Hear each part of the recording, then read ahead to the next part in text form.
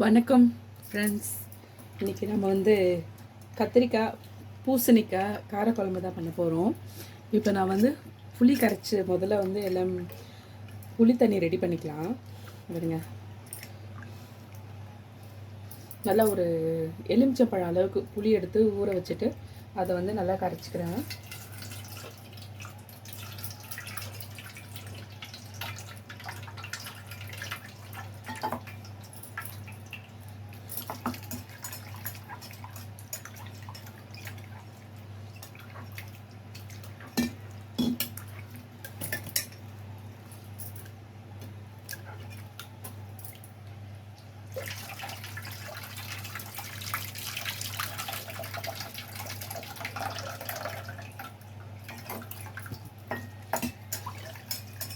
கொஞ்சம் நல்லாவே தண்ணியாகவே கரைச்சி எடுத்துக்கோங்க. அதுக்காக ரொம்ப தண்ணியெல்லாம் வேண்டாம், கொஞ்சம் மீடியமாக.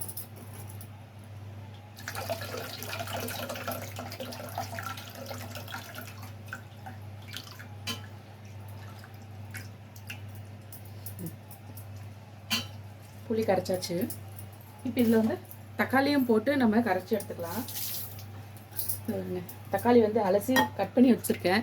ஏதாவது டேமேஜ் கிமேஜ் இருக்கா இல்லையா அப்படின்னு பார்க்கறதுக்கு. சில இது பார்த்தீங்கன்னா தக்காளி பார்க்க நல்லாயிருக்கும், ஆனால் உள்ளே கட் பண்ணிங்கன்னா உள்ளே புழு அந்த மாதிரிலாம் இருக்குது. இப்போல்லாம் வர தக்காளியெல்லாம் அப்படி தான் இருக்குது. அதுதான் நான் முன்னாடியே அலசி கட் பண்ணி இங்கே பாருங்கள் நல்லா கரைச்சிக்கிறேன். எவ்வளோ முடியுமோ அந்தளவுக்கு நல்லா ஃபுல்லாக அப்படியே கரைச்சி எடுத்துக்கணும்.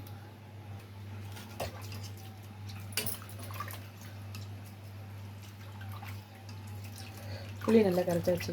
புளி தக்காளி நல்லா கரைச்சிட்டோம். இப்போ இதிலே நம்ம தேவையான மசாலாலாம் சேர்த்துக்கலாம். ஃபஸ்ட்டு கல்லுப்பு, தேவையான அளவு கல்லுப்பு சேர்த்துக்கலாம்.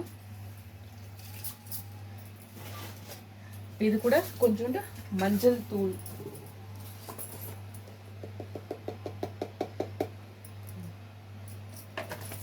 இப்போ காரத்துக்கு தேவையான மிளகாய் தூள் சேர்த்துக்கலாம். இது வீட்டிலே அரைச்ச மிளகாய் தூள்.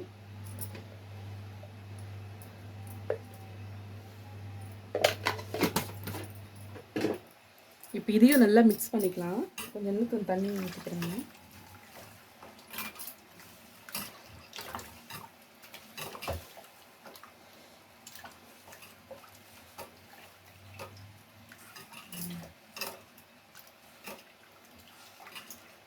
நல்லா கரைச்சிட்டு இப்படி கை எடுத்துட்டு நீ நாக்கில் ஒரு சொட்டு விட்டு பார்த்தீங்கன்னா உங்களுக்கு உப்பு காரம் புளி எல்லாமே திட்டமாக இருக்கான்னு பார்த்துக்கணும். சூப்பராக இருக்குது. அதாவது புளிப்பாக இருந்துச்சுன்னா கொஞ்சம் மிளகாத்தூளும் உப்பும் சேர்த்துக்கோங்க. கரெக்டாக இருந்துச்சுன்னா ஓகே, நோ ப்ராப்ளம். இப்போ சட்டி, நம்ம மண் சட்டியில் தான் செய்ய போகிறோம். சட்டி பற்ற வச்சுக்கலாம்.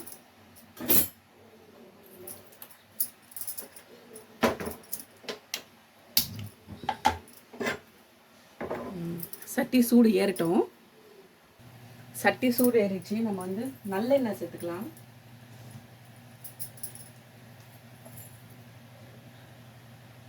காரக்குழம்பு, மீன் குழம்பு, கறி குழம்புக்கு எல்லாமே நல்லெண்ணெய் தான். அதுதான் நல்லாயிருக்கும், குழம்பு டேஸ்ட்டாக இருக்கும்.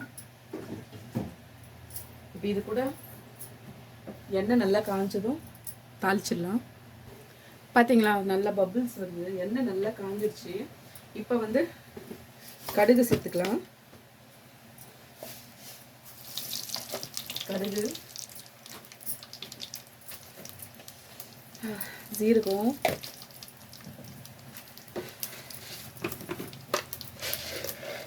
மிளகு கொஞ்சம்,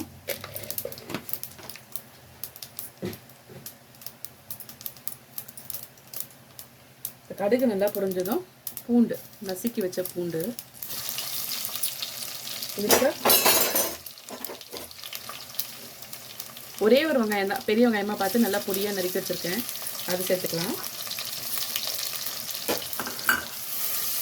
இப்போ பெருங்காயத்தூள் சேர்த்துக்கலாம். இந்த பாருங்க,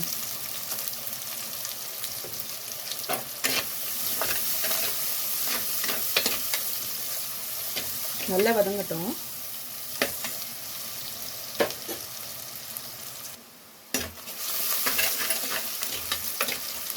வெங்காயம் நல்லா வதங்குது. நம்ம இப்போ கருவேப்பிலை சேர்த்துக்கலாம்.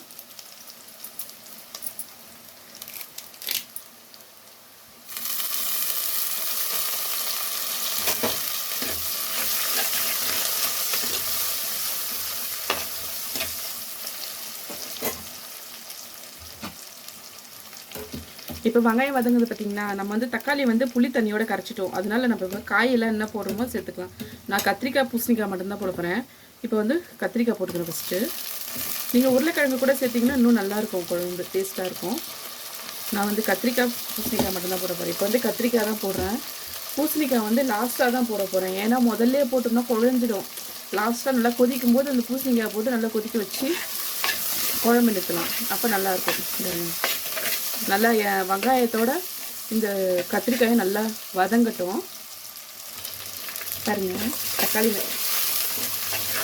கத்திரிக்காய் நல்லா வதங்குது. கலர் மாறி இருக்குது தெரியுங்களா? நல்லா நீல கலரில் போட்டோம், எப்படியும் ப்ரௌன் கலராக மாறி இருக்குது பாருங்கள். நல்லா வதங்குது கத்திரிக்காய். இப்போ இந்த டைமுக்கு நம்ம இந்த கரைச்சி வச்ச புளி தண்ணியும் எல்லாம் இதை பாருங்கள்.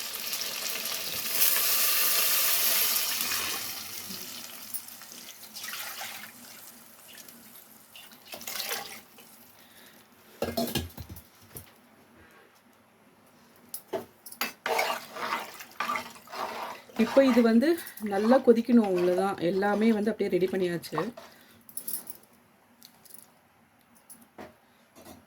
நல்லா கொதிக்கட்டும்.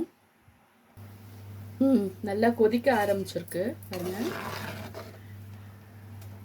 கத்திரிக்காய் இன்னும் வேகணும். எப்படின்னா நல்லா குழையும், அப்படி வாயில் வச்சு அப்படியே உள்ளே போய் விழுவும் கத்திரிக்காய். அந்த அளவுக்கு நல்லா இந்த மண் சட்டி வாசனை, அந்த நல்லெண்ணெய் வாசனை, குழம்போட வாசனை செமையாக பசியை தூண்டுது வேறு.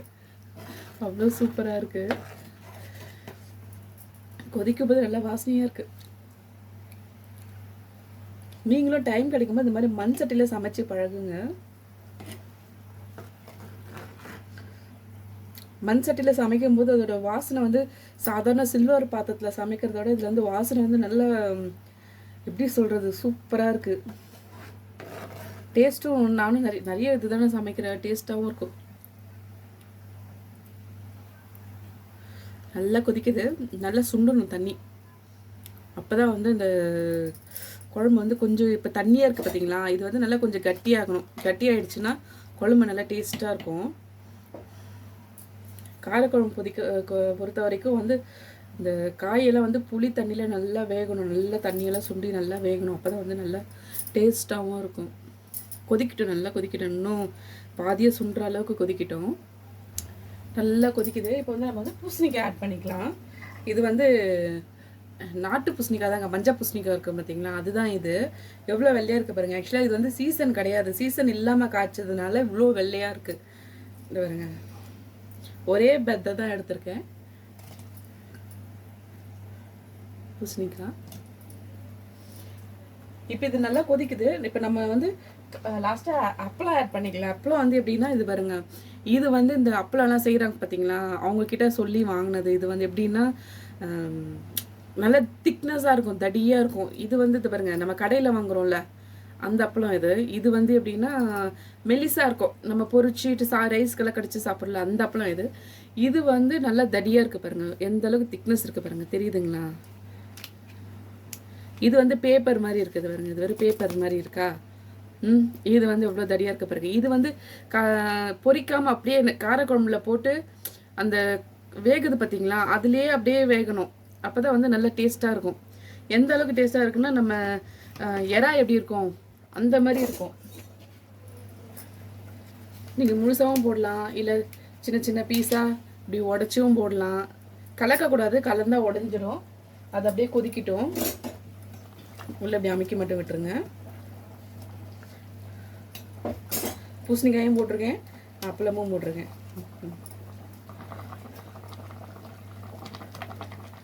இப்போ பூசணிக்காயும் வேகணும், அப்பளமும் வேகணும். அதுக்கப்புறம் சரியாயிடும். இந்த பாருங்க,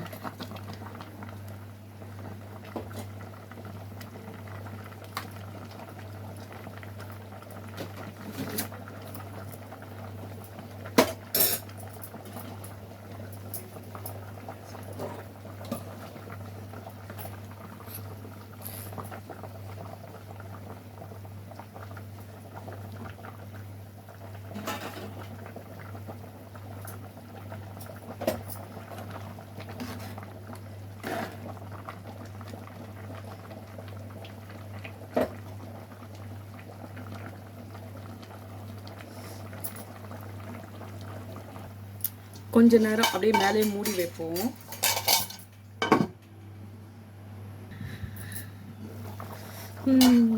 பாருங்க அப்பளம் வந்து எப்படி வெந்திருக்கு பாருங்க, தெரியுதுங்களா? அப்பளம் பாருங்க, மாவு மாதிரியே தான், அப்படிதான் இருக்கணும். நல்லா டேஸ்ட்டாக இருக்கும் சாப்பிட்டு பார்த்தீங்கன்னா.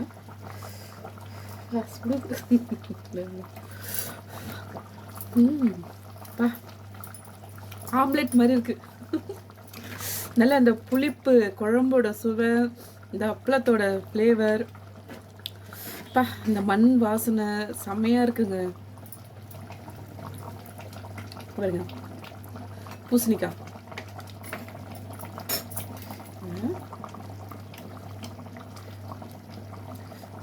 பூசணிக்காய் நல்லா வந்திருக்கு.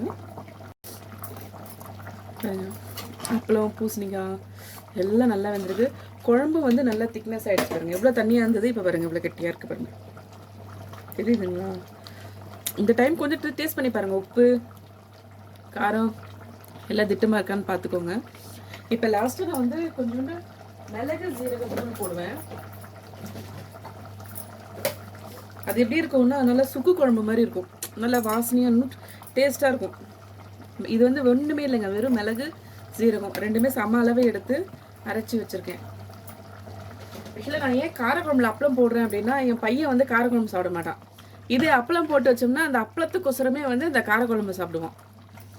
அவனுக்கு பொரிச்ச அப்பளத்தோட இந்த அப்பளம் ரொம்ப பிடிக்கும், அப்படியே எடுத்து எடுத்து சாப்பிட்ருவாரு. அவ்வளோதாங்க, மண்பானை காரக்குழம்பு ரெடி. இதை ட்ரை பண்ணி பாருங்கள். எல்லாருக்கும் நன்றி, வணக்கம்.